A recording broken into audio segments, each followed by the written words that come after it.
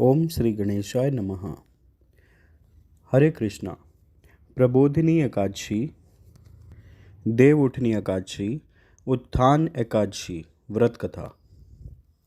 भगवान श्री कृष्ण ने कहा, हे अर्जुन, तुम मेरे बड़े ही प्रिय सखा हो। हे पार्थ, अब मैं तुम्हें पापों का नाश करने वाली तथा पुण्य और मुक्ति प्रदान करने वाली प्रबोधिनी एकादशी की कथा सुनाता हूँ। श्रद्धापूर्वक श्रवण करो। इस विषय में मैं तुम्हें नारद और ब्रह्मा जी के बीच हुए वार्तालाप को सुनाता हूँ। एक समय नारद जी ने ब्रह्मा जी से पूछा, हे पिता, प्रबोधिनी एकादशी के व्रत का क्या फल होता है? आप कृपा करके मुझे यह सब विधान पूर्वक बताएं। ब्रह्मा जी ने कहा, हे पुत्र, कार्तिक माह के शुक्ल पक्ष की प्रबोधिनी एकादशी के व्रत का फल 1 सहस्त्र अश्वमेध तथा 100 राजसूय यज्ञ के फल के बराबर होता है। नारद जी ने कहा, हे पिता, एक संध्या को भोजन करने से, रात्रि में भोजन करने तथा पूरे दिन उपवास करने से क्या क्या फल मिलता है? कृपा कर सविस्तार समझाइए। ब्रह्मा जी ने कहा, हे नारद, एक संध्या को भोजन करने से 2 जन्म के तथा पूरे दिन उपवास करने से 7 जन्म के सभी पाप नष्ट हो जाते हैं। जिस वस्तु का त्रिलोक में मिलना दुष्कर है, वह वस्तु भी प्रबोधिनी एकादशी के व्रत से सहज ही प्राप्त हो जाती है। प्रबोधिनी एकादशी के व्रत के प्रभाव से बड़े से बड़ा पाप भी क्षण मात्र में ही नष्ट हो जाता है। पूर्व जन्म के किए हुए अनेक बुरे कर्मों को प्रबोधिनी एकादशी का व्रत क्षण भर में नष्ट कर देता है। जो मनुष्य अपने स्वभावानुसार प्रबोधिनी एकादशी का विधानपूर्वक व्रत करते हैं, उन्हें पूर्ण फल प्राप्त होता है। हे पुत्र, जो मनुष्य श्रद्धापूर्वक इस दिन किंचित मात्र पुण्य करते हैं, उनका वह पुण्य पर्वत के समान अटल हो जाता है। जो मनुष्य अपने हृदय के अंदर ही ऐसा ध्यान करते हैं कि प्रबोधिनी एकादशी का व्रत करूंगा, उनके 100 जन्म के पाप नष्ट हो जाते हैं। जो मनुष्य प्रबोधिनी एकादशी को रात्रि जागरण करते हैं, उनकी बीती हुई तथा आने वाली 10 पीढ़ियाँ विष्णु लोक में जाकर वास करती हैं और नरक में अनेक कष्टों को भोगते हुए उनके पितृ विष्णु लोक में जाकर सुख भोगते हैं। हे नारद, ब्रह्म हत्या आदि विकट पाप भी प्रबोधिनी एकादशी के दिन रात्रि को जागरण करने से नष्ट हो जाते हैं। प्रबोधिनी एकादशी को रात्रि को जागरण करने का फल अश्वमेध आदि यज्ञों के फल से भी ज़्यादा होता है। सभी तीर्थों में जाने तथा गौ, स्वर्ण, भूमि आदि के दान का फल प्रबोधिनी के रात्रि के जागरण के फल के बराबर होता है। हे पुत्र, इस संसार में उसी मनुष्य का जीवन सफल है जिसने प्रबोधिनी एकादशी के व्रत द्वारा अपने कुल को पवित्र किया है। संसार में जितने भी तीर्थ हैं तथा जितने भी तीर्थों की आशा की जा सकती है, वह प्रबोधिनी एकादशी का व्रत करने वाले के घर में रहते हैं। प्राणी को सभी कर्मों को त्यागते हुए भगवान श्री हरि की प्रसन्नता के लिए कार्तिक माह की प्रबोधिनी एकादशी का व्रत अवश्य करना चाहिए। जो मनुष्य इस एकादशी व्रत को करता है, वह धनवान, योगी, तपस्वी तथा इंद्रियों को जीतने वाला होता है, क्योंकि एकादशी भगवान विष्णु की अत्यंत प्रिय है। इसके व्रत के प्रभाव से मनुष्य जन्म मरण के चक्र से मुक्त हो जाता है। इस एकादशी व्रत के प्रभाव से कायिक, वाचिक और मानसिक तीनों प्रकार के पापों का शमन हो जाता है। इस एकादशी के दिन जो मनुष्य भगवान विष्णु की प्राप्ति के लिए दान, तप, होम, यज्ञ आदि करते हैं, उन्हें अनंत पुण्य की प्राप्ति होती है। प्रबोधिनी एकादशी के दिन भगवान श्री हरि का पूजन करने के बाद यौवन और वृद्धावस्था के सभी पाप नष्ट हो जाते हैं। इस एकादशी की रात्रि को जागरण करने का फल सूर्य ग्रहण के समय स्नान करने के फल से सहस्त्र गुना ज़्यादा होता है। मनुष्य अपने जन्म से लेकर जो पुण्य करता है, वह पुण्य प्रबोधिनी एकादशी के व्रत के पुण्य के सामने व्यर्थ हैं। जो मनुष्य प्रबोधिनी एकादशी का व्रत नहीं करता, उसके सभी पुण्य व्यर्थ हो जाते हैं। इसलिए हे पुत्र, तुम्हें भी विधानपूर्वक भगवान विष्णु का पूजन करना चाहिए। जो मनुष्य कार्तिक माह के धर्मपरायण होकर अन्य व्यक्तियों का अन्न नहीं खाते, उन्हें चांद्रायण व्रत के फल की प्राप्ति होती है। कार्तिक माह में प्रभु दान आदि से उतने प्रसन्न नहीं होते जितने कि शास्त्रों की कथा सुनने से प्रसन्न होते हैं। कार्तिक माह में जो मनुष्य प्रभु की कथा को थोड़ा बहुत पढ़ते हैं या सुनते हैं, उन्हें 100 गायों के दान के फल की प्राप्ति होती है। ब्रह्मा जी की बात सुनकर नारद जी बोले, हे पिता, अब आप एकादशी के व्रत का विधान कहिए और कैसा व्रत करने से किस पुण्य की प्राप्ति होती है, कृपा कर यह भी समझाइए। नारद की बात सुन ब्रह्मा जी बोले, हे पुत्र, इस एकादशी के दिन मनुष्य को ब्रह्म मुहूर्त में उठ जाना चाहिए और स्नान आदि से निवृत्त होकर व्रत का संकल्प करना चाहिए। उस समय भगवान विष्णु से प्रार्थना करनी चाहिए कि हे प्रभु, आज मैं निराहार रहूंगा और दूसरे दिन भोजन करूंगा, इसलिए आप मेरी रक्षा करें। इस प्रकार प्रार्थना करके भगवान का पूजन करना चाहिए और व्रत प्रारंभ करना चाहिए। उस रात्रि को भगवान के समीप गायन, नृत्य, बाजे तथा कथा कीर्तन करते हुए रात्रि व्यतीत करनी चाहिए। प्रबोधिनी एकादशी के दिन कृपणता को त्याग कर बहुत से पुष्प, अगर, धूप आदि से भगवान की आराधना करनी चाहिए। शंख के जल से भगवान को अर्घ्य देना चाहिए। इसका फल तीर्थ दान आदि से करोड़ गुना अधिक होता है। जो मनुष्य अगस्त्य पुष्प से भगवान का पूजन करते हैं, उनके सामने इंद्र भी हाथ जोड़ते हैं। कार्तिक माह में जो बिल्व पत्र से भगवान का पूजन करते हैं, उन्हें अंत में मुक्ति मिलती है। कार्तिक माह में जो मनुष्य तुलसी जी से भगवान का पूजन करता है, उसके 10,000 जन्मों के सभी पाप नष्ट हो जाते हैं। जो मनुष्य इस माह में श्री तुलसी जी के दर्शन करते हैं या स्पर्श करते हैं या ध्यान करते हैं या कीर्तन करते हैं या रोपण करते हैं अथवा सेवा करते हैं, वे हजार कोटि युग तक भगवान विष्णु के लोक में वास करते हैं। जो मनुष्य तुलसी का पौधा लगाते हैं, उनके कुल में जो पैदा होते हैं, वे प्रलय के अंत तक विष्णु लोक में रहते हैं। जो मनुष्य भगवान का कदम्ब पुष्प से पूजन करते हैं, वह यमराज के कष्टों को नहीं पाते। सभी कामनाओं को पूरा करने वाले भगवान विष्णु कदम्ब पुष्प को देखकर अत्यंत प्रसन्न होते हैं। यदि उनका कदम्ब पुष्प से पूजन किया जाए तो इससे उत्तम बात और कोई नहीं है। जो गुलाब के पुष्प से भगवान का पूजन करते हैं, उन्हें निश्चित ही मुक्ति प्राप्त होती है। जो मनुष्य बकुल और अशोक के पुष्पों से भगवान का पूजन करते हैं, वे अनंत काल तक शोक से रहित रहते हैं। जो मनुष्य भगवान विष्णु का सफ़ेद और लाल कनेर के फूलों से पूजन करते हैं, उन पर भगवान अत्यंत प्रसन्न होते हैं। जो मनुष्य भगवान श्री हरि का दूर्वादल गे पूजन करते हैं, वे पूजा के फल से 100 गुना ज़्यादा फल पाते हैं। जो भगवान का शमी पत्र से पूजन करते हैं, वे भयानक यमराज के मार्ग को सुगमता से पार कर जाते हैं। जो मनुष्य चंपक पुष्प से भगवान विष्णु का पूजन करते हैं, वे जीवन मृत्यु के चक्र से मुक्त हो जाते हैं। जो मनुष्य स्वर्ण का बना हुआ केतकी पुष्प भगवान को अर्पित करते हैं, उनके करोड़ों जन्मों के पाप नष्ट हो जाते हैं। जो मनुष्य पीले और रक्त वर्ण कमल के सुगंधित पुष्पों से भगवान का पूजन करते हैं, उन्हें श्वेत दीप में स्थान मिलता है। इस प्रकार रात्रि में भगवान का पूजन करके प्रातःकाल शुद्ध जल की नदी में स्नान करना चाहिए। स्नान करने के उपरांत भगवान की स्तुति करते हुए घर आकर भगवान का पूजन करना चाहिए। इसके बाद ब्राह्मणों को भोजन कराना चाहिए और दक्षिणा देकर आदर सहित उन्हें प्रसन्नतापूर्वक विदा करना चाहिए। इसके बाद गुरु की पूजा करनी चाहिए और ब्राह्मणों को दक्षिणा देकर नियम को छोड़ना चाहिए। जो मनुष्य रात्रि स्नान करते हैं, उन्हें दही और शहद दान करना चाहिए। जो मनुष्य फल की आशा करते हैं, उन्हें फल दान करना चाहिए। तेल की जगह घी और घी की जगह दूध, अन्नों में चावल दान करना चाहिए। जो मनुष्य इस व्रत में भूमि पर शयन करते हैं, उन्हें सब वस्तुओं सहित शैया दान करना चाहिए। जो मौन धारण करते हैं, उन्हें स्वर्ण सहित तिल दान करना चाहिए। जो मनुष्य कार्तिक माह में खड़ाऊँ धारण नहीं करते, उन्हें खड़ाऊँ दान करने चाहिए। जो इस माह में नमक त्यागते हैं, उन्हें शक्कर दान करनी चाहिए। जो मनुष्य नित्य प्रति देव मंदिरों में दीपक जलाते हैं, उन्हें स्वर्ण या तांबे के दीपक को घी तथा बत्ती सहित दान करना चाहिए। जो मनुष्य चातुर्मास से व्रत में किसी वस्तु को त्याग देते हैं, उन्हें उस दिन से उस वस्तु को पुनः ग्रहण करना चाहिए।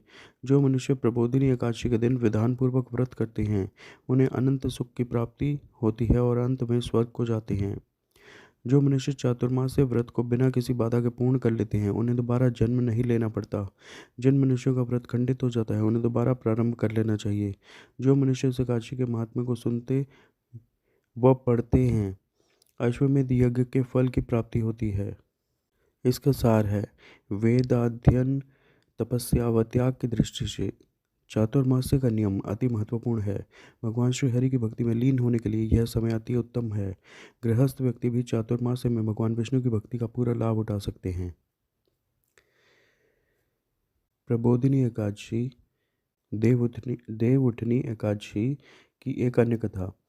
एक राजा के राज्य में सभी लोग एकादशी का व्रत रखते थे। प्रजा तथा नौकर चाकरों से लेकर पशुओं तक को एकादशी के दिन अन्न नहीं दिया जाता था। एक दिन किसी दूसरे राज्य का एक व्यक्ति राजा के पास आकर बोला, महाराज, कृपा करके मुझे नौकरी पर रख लें। तब राजा ने उसके सामने एक शर्त रखी कि ठीक है, रख लेते हैं, किंतु रोज तो तुम्हें खाने को सब कुछ मिलेगा, पर एकादशी को अन्न नहीं मिलेगा। उस व्यक्ति ने उस समय कर ली, पर एकादशी के दिन जब उसे फलाहार का सामान दिया गया तो वह राजा के सामने जाकर गिड़गिड़ाने लगा, महाराज, इससे मेरा पेट नहीं भरेगा, मैं भूखा ही मर जाऊंगा, मुझे अन्न दे दो। राजा ने उसे शर्त की बात याद दिलाई, पर वह अन्न छोड़ने को राजी नहीं हुआ। तब राजा ने उसे आटा, दाल, चावल आदि दिए। वह नित्य की तरह नदी पर पहुंचा और स्नान कर भोजन पकाने लगा। जब भोजन बन गया तो वह भगवान को बुलाने लगा, आओ भगवान, भोजन तैयार है। उसके बुलाने पर पीताम्बर धारण किए भगवान चतुर्भुज रूप में आ पहुँचे तथा प्रेम से उसके साथ भोजन करने लगे। भोजन आदि करके भगवान अंतर्ध्यान हो गए तथा वह अपने काम पर चला गया। 15 दिन बाद एक अगली एकादशी को वह राजा से कहने लगा कि महाराज, मुझे दुगना सामान दीजिए। उस दिन तो मैं भूखा ही रह गया। राजा ने कारण पूछा तो उसने बताया कि हमारे साथ भगवान भी खाते हैं, इसलिए हम दोनों के लिए यह सामान पूरा नहीं होता। यह सुनकर राजा को बड़ा आश्चर्य हुआ। वह बोला, मैं नहीं मान सकता कि भगवान तुम्हारे साथ खाते हैं। मैं तो इतना व्रत रखता हूँ, पूजा करता हूँ, पर भगवान ने मुझे कभी दर्शन नहीं दिए। राजा की बात सुनकर वह बोला, महाराज, यदि विश्वास न हो तो साथ चलकर देख लें। राजा एक पेड़ के पीछे छिपकर बैठ गया। उस व्यक्ति ने भोजन बनाया तथा भगवान को शाम तक पुकारता रहा, परंतु भगवान न आए। अंत में उसने कहा, हे भगवान, यदि आप नहीं आए तो मैं नदी में कूदकर प्राण त्याग दूंगा। लेकिन भगवान नहीं आए। तब वह प्राण त्यागने के उद्देश्य से नदी की तरफ बढ़ा। प्राण त्यागने का उसका दृढ़ इरादा जान शीघ्र ही भगवान ने प्रकट होकर उसे रोक लिया और साथ बैठकर भोजन करने लगे। खा पीकर वे उसे अपने विमान में बिठाकर अपने धाम ले गए। यह देख राजा ने सोचा कि व्रत उपवास से तब तक कोई फायदा नहीं होता जब तक मन शुद्ध न हो। इससे राजा को ज्ञान मिला। वह भी मन से व्रत उपवास करने लगा और अंत में स्वर्ग को प्राप्त हुआ। देव प्रबोधिनी एकादशी कथा, उत्थान एकादशी कथा की एक अन्य कथा। एक राजा था, उसके राज्य में प्रजा सुखी थी। एकादशी को कोई भी अन्न नहीं बेचता था, सभी फलाहार करते थे। एक बार भगवान ने राजा की परीक्षा लेनी चाहिए। भगवान ने एक सुंदरी का रूप धारण किया तथा सड़क पर बैठ गए। तभी राजा उधर से निकला और सुंदरी को देख चकित रह गया। उसने पूछा, हे सुंदरी, तुम कौन हो और इस तरह यहाँ क्यों बैठी हो? तब सुंदर स्त्री बने भगवान बोले, मैं निराश्रिता हूँ। नगर में मेरा कोई जाना पहचाना नहीं है, किससे सहायता मांगूं? राजा उसके रूप पर मोहित हो गया था। वह बोला, तुम मेरे महल में चलकर मेरी रानी बनकर रहो। सुंदरी बोली, मैं तुम्हारी बात मानूंगी, पर तुम्हें राज्य का अधिकार मुझे सौंपना होगा। राज्य पर मेरा पूर्ण अधिकार होगा। मैं जो भी बनाऊंगी तुम्हें खाना होगा। राजा उसके रूप पर मोहित था, अतः उसकी सभी शर्तें स्वीकार उसकी सभी शर्तें स्वीकार कर ली। अगले दिन एकादशी थी। रानी ने हुक्म दिया कि बाजारों में अन्य दिनों की तरह अन्न बेचा जाए। उसने घर में मांस मछली आदि पकवाए तथा परोस कर राजा से खाने के लिए कहा। यह देखकर राजा बोला, रानी, आज एकादशी है, मैं तो केवल फलाहार ही करूँगा। तब रानी ने शर्त की याद दिलाई और बोली, या तो खाना खाओ, नहीं तो बड़े राजकुमार का सिर काट लूंगी। राजा ने अपनी स्थिति बड़ी रानी से कही तो बड़ी रानी बोली, महाराज, धर्म न छोड़े, बड़े राजकुमार का सिर दे दे। पुत्र तो फिर मिल जाएगा, पर धर्म नहीं मिलेगा। इसी दौरान बड़ा राजकुमार खेल कर आ गया। माँ की आंखों में आंसू देखकर वह रोने का कारण पूछने लगा तो माँ ने उसे सारी वस्तु स्थिति बता दी। तब वह बोला, मैं सिर देने के लिए तैयार हूँ। पिताजी के धर्म की रक्षा होगी, ज़रूर होगी। राजा दुखी मन से राजकुमार का सिर देने को तैयार हुआ तो रानी के रूप से भगवान विष्णु ने प्रकट होकर असली बात बताई। राजन, तुम इस कठिन परीक्षा में पास हुए। भगवान ने प्रसन्न मन से राजा से वर मांगने को कहा तो राजा बोला, आपका दिया सब कुछ है, हमारा उद्धार करें। उसी समय वहां एक विमान उतरा। राजा ने अपना राज्य पुत्र को सौंप दिया और विमान में बैठकर परम धाम को चला गया। देवउठनी एकादशी की एक प्रमुख कथा शंखासुर नामक राक्षस की है। शंखासुर ने तीनों लोकों में बहुत ही उत्पात मचाया हुआ था। तभी सभी देवताओं के आग्रह करने पर भगवान विष्णु ने उस राक्षस से युद्ध किया और यह युद्ध कई वर्षों तक चला। युद्ध में वह असुर मारा गया और उसके बाद भगवान विष्णु विश्राम करने चले गए। कार्तिक शुक्ल एकादशी के दिन भगवान विष्णु की निद्रा टूटी थी और सभी देवताओं ने भगवान विष्णु की पूजा की थी। शिव महापुराण के अनुसार पौराणिक समय में दैत्यों का राजा दंभ हुआ करता था। वह बहुत बड़ा विष्णु भक्त था। कई सालों तक उसके यहाँ संतान नहीं होने के कारण उसने शुक्राचार्य को अपना गुरु बनाकर उनसे श्री कृष्ण मंत्र प्राप्त किया। यह मंत्र प्राप्त करके उसने पुष्कर सरोवर में घोर तपस्या की। भगवान विष्णु उसकी तपस्या से प्रसन्न हुए और उसे संतान प्राप्ति का वरदान दे दिया। भगवान विष्णु के वरदान से राजा दंभ के यहाँ एक पुत्र ने जन्म लिया। इस पुत्र का नाम शंखचूड़ रखा गया। बड़ा होकर शंखचूड़ ने ब्रह्मा जी को प्रसन्न करने के लिए पुष्कर में घोर तपस्या की। उसकी तपस्या से प्रसन्न होकर ब्रह्मा जी ने उसे वरदान मांगने को कहा। तब शंखचूड़ ने वरदान मांगा कि वह हमेशा अजर अमर रहे, वह कोई भी देवता उसे नहीं मार पाए। ब्रह्मा जी ने उसे यह वरदान दे दिया और कहा कि वह बद्रीवन जाकर धर्मध्वज की पुत्री तुलसी, जो तपस्या कर रही है, उससे विवाह कर ले। शंखचूड़ ने वैसा ही किया और तुलसी के साथ विवाह के बाद सुखपूर्वक रहने लगा। उसने अपने बल से देवताओं, असुरों, दानवों, राक्षसों, गंधर्वों, नागों, किन्नरों, मनुष्यों तथा त्रिलोकी के सभी प्राणियों पर विजय प्राप्त कर ली। वह भगवान श्री कृष्ण का परम भक्त था। शंखचूड़ के अत्याचारों से सभी देवता परेशान होकर ब्रह्मा जी के पास गए और ब्रह्मा जी उन्हें भगवान विष्णु के पास ले गए। भगवान विष्णु ने कहा कि शंखचूड़ की मृत्यु भगवान शिव के त्रिशूल से ही होगी, अतः आप उनके पास जाएं।